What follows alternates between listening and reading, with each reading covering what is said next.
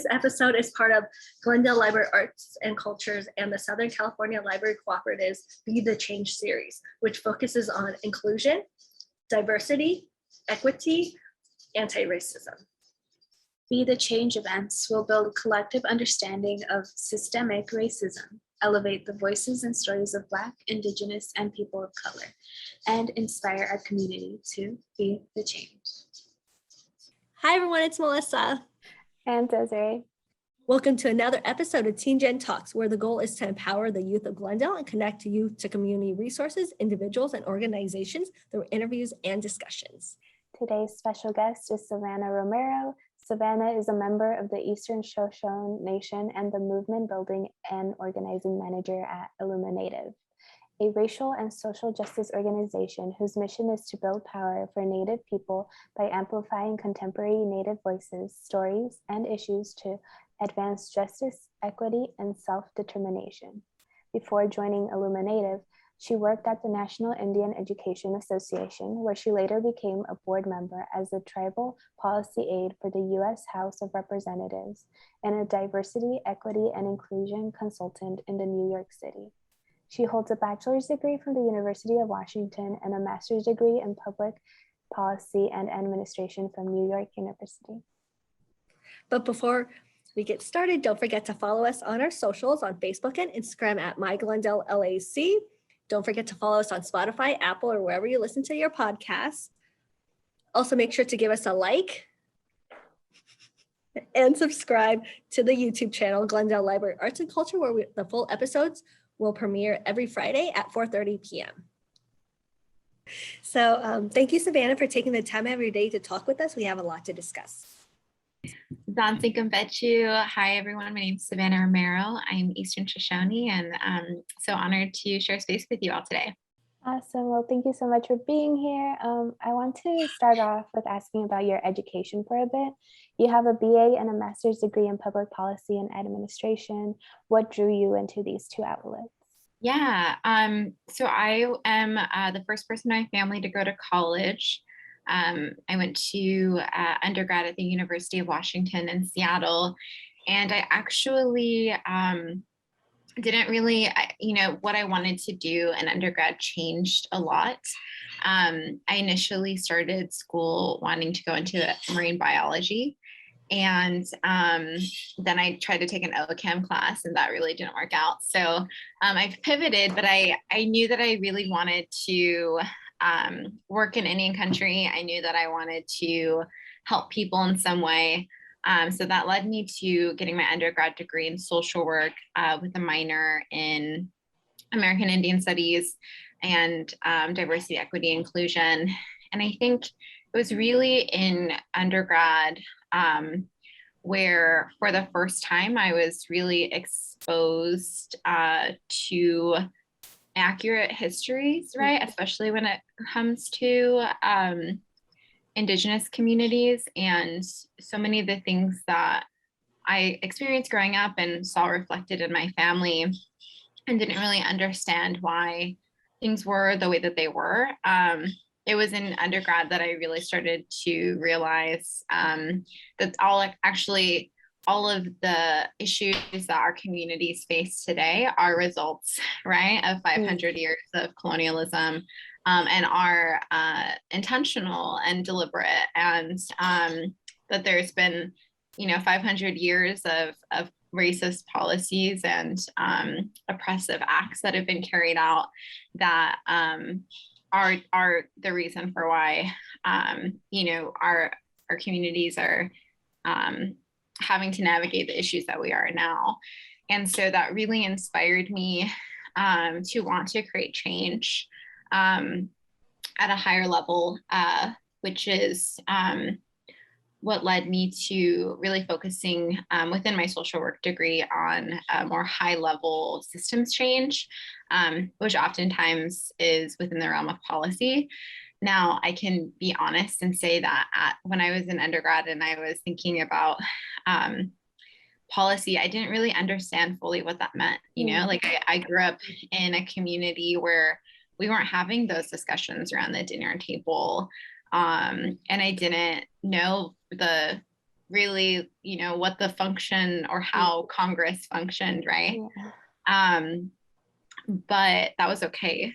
I ended up interning for a member of Congress my senior year of college, and in the district office, which then led me to DC, where I worked for 3 years on the Hill.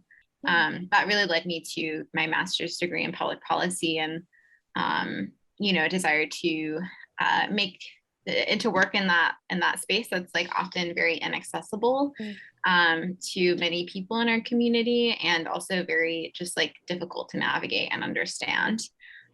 So I wanted to be a bridge between my community and kind of that level of advocacy. So prior to IllumiNative, you worked at the National Indian Education Association and later became a board member. Can you talk a little bit more about that experience? Yeah, I loved working at NIA. It was the first time that I had worked like in a Native, it was the first time I had worked in an environment where my coworkers are mostly Native. And that was really a really different experience than working on the Hill, where oftentimes I was like the only Native person in the room, right? And I firmly believe and still believe that education and specifically the stories that we're told in our K through 12 education system are one of the most essential changes that we need to make, right? In terms of really reconciling the true history of this land. And that really happens at that K through 12 level, because that's when we're teaching young people what stories are true, but also, right, like the stories that we believe and the stories that we hold dear inform the way that we see the world and the way that we view other people. And everyone going through those K through 12 systems will one day become people of influence, right? Whether it's judges or lawyers or members of Congress or teachers themselves. And so I think it's one of the most important places to start. And which is what led me to want to be a board member, was I wanted to continue being intentionally engaged in that work, and still really love the organization. The executive director, Diana, is incredible, and someone who I hold very dear. Yeah. And now you are the organizing manager at IllumiNative. What is the mission behind IllumiNative? Yeah, IllumiNative is a Native women-led social and racial justice organization, and our main mission is to build power for Native people by amplifying contemporary Native voices, stories, to really create a world where Native people have the power to self-determine their own futures. And so we go about doing that through a few different ways. One is through elevating the visibility of Native people, both Native people through mainstream media, and then also in pop culture, and TV and film, and then really through our organizing work, which is very fluid work and really depends on what are the most pressing challenges of our day, right? So whether that is elections, or that's COVID-19, or that is, like doing narrative change research to advance land-based Indigenous actions, right? It just depends. And I think you touched upon this a little bit, but what have you learned throughout this whole journey with IllumiNative? I've learned so many things. I think one of the lessons that I've been pondering lately is, for so long, Indian country has embraced this motto of we're still here, right? And I understand that after after decades and decades and centuries really of institutionalized erasure that has been made intentional and deliberate, and is strategic, I understand the need for wanting to just be seen, right? As a Native woman, I've spent my whole life battling invisibility, right? When people ask me what my ethnicity is, and I tell them, people just don't understand, or they say, I didn't know Native people still existed, or I thought they were all dead, or, just, I mean, we all get those comments, right? We all have those really awful, uncomfortable experiences. It's certainly not, it's not uncommon. But I think we're in a moment right now where we need to start going beyond we're still here, because it's such a passive, statement. It's more than that. We're more than that, right? We're more than just still here. We're actually some of the most important solutions to the world's most pressing challenges lie within our communities. And we should be standing firm in that. I don't know, I feel like we're in a pivotal moment right now as we, as a world community go further and further into climate catastrophe. I think that we're still here is just, we're past that time. And we have to think about something more. We have to collectively envision a future where our children will be able to thrive, right? What does a typical day look like for you as a movement building and organizing manager? Yeah, my no day is the same. I can say that. Our organization is national and remote, even before COVID. So I work from home, and my job has looked very different than I was originally going to before the pandemic, as does many people's. But I spent a lot of time in meetings. One thing about being remote is that we have to be intentional about having good communication between our team members. So we have lots of different meetings for all the different projects that are we're working on and moving forward. A lot of our work, as I mentioned before, is really connected with what is currently happening in the world or in the country. And so whereas some organizations have really kind of static program areas, we tend to have ones that are just more fluid, right, and more responsive to things that are happening. So that's why it's always different, right? At one given day, I might be working on 4 different projects and have to switch gears in between the two. But yeah, it's a lot of meetings and trying to find time in between all the meetings to actually do the work. And speaking of projects, has there been a project that you've worked on that has, kind of changed your experience with IllumiNative or has been impactful to you? I mean, I think it was incredible to be a small part of the mascot work that we do and continue to do, recognizing that work is built off of decades and decades of advocacy that has come before us, right? That the groundwork was laid, and that the win of the Washington football team was absolutely 100% due to that decades of advocacy and the partners that we worked closely with. But it was incredible to be organizing in that space, and then to see that victory after people advocating for it for so long, right? To finally see the Washington football team change their name was an incredibly proud moment for me, and something I'll always be proud of, to say I was a little itty bitty piece of it. is an honor. So IllumiNative has a podcast called IllumiNative On Air Podcast. Could you talk a little bit more about it and what the initiative behind it is? Yeah, we actually, so I think initially it was started before I was on the team. It was really our first kind of dive into the podcast world. And we are really just wanting to highlight issues and work of contemporary Native people, right?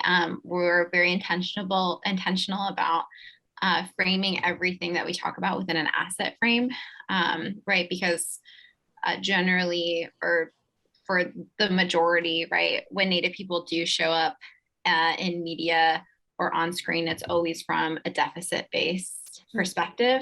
And so we're very intentional at ensuring that we're putting forth an asset-based frame. We're actually in the process of potentially starting a new podcast. I'm not part of that project, but stay tuned. It is something that that's in the works right now. So before we end, we have some rapid fire questions. The first question is, what is your favorite color? Oh, I don't know if I have one. I've always been like a person where I'm very resistant to choosing a favorite color because I like variety. And if I identify with a favorite color, people just get me stuff that is just that color, you know? So I've always been like, I don't have one. I like variety. What is something you have been proud to say you have accomplished? I think there's a lot of successes or achievements by society's standard are, achievements like being the first person in my family to go to college, first person to go to grad school. But I think that one of the things I'm most proud of in myself is leading with authenticity and prioritizing being true to myself and my values and leading with my values in every way that I can. I think that's the most thing I'm proud of. Describe yourself as a teenager in 3 words. Ambitious, busy, and rebellious, I guess. If you could have 3 people dead or alive for dinner, who would it be? Ooh, my grandmother, who I wish I had spent more time getting to know. Probably my grandmother and my grandfather, and also Sacagawea, who's also I'm a descendant of, because I don't know, I just want to know her perspective on Lewis and Clark. I don't buy the story that we've been told. I feel like there's way more there. I need to know. What is a song that you have on repeat currently? I have been listening to a lot of Black Belt Eagle Scout. Do you know her? No, I have not. Ooh, you should really listen to her. She's Coast Salish. I'm trying to remember if she's Winnemish or Suquamish. She's Swinomish, yeah. And she's super good, highly recommend. I think her genre is technically alternative, but yeah, she's super cool. Black Belt Eagle Scout, really great. What is a book that you have recently read or currently reading that you would recommend? Okay, I was prepared for this one since you gave me this question ahead of time. An Indigenous People's History of the United States is very good, very detailed, written by a historian, Roxanne Dunbar-Oritz, and really just everybody should read this book. There's also an Indigenous People's History of the United States children's edition, which I also recommend because it's way less dense and easier to get through. And I don't think any of us should have shame about opting for that version. But yeah, very, very good. I have to read it in parts because it's so dense. So that's what my nonfiction, I usually try to do a nonfiction and then fiction.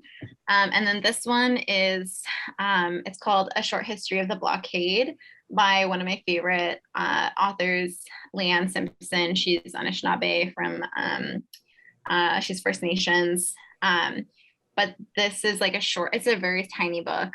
It's a short book of short stories about beaver, but also about resistance and creating new worlds.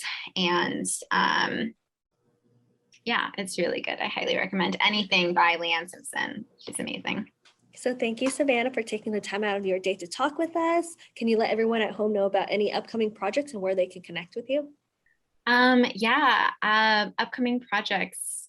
We are just getting ready to launch a second phase of our COVID-19 vaccine campaign, where we have re-granted money to actually 13 grassroots local community organizations in Indian country, which is really exciting.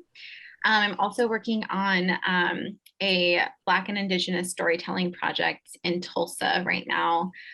So working with artists, Bunky Ekohawk, Kyle Bell, and Alexander, and they're making a mural and a short film that we're going to screen in a couple weeks in Tulsa, and followed by a dialogue discussion, really talking about the intertwined histories of Black and Indigenous communities in the US, and what does regenerative solidarity look moving forward between our communities.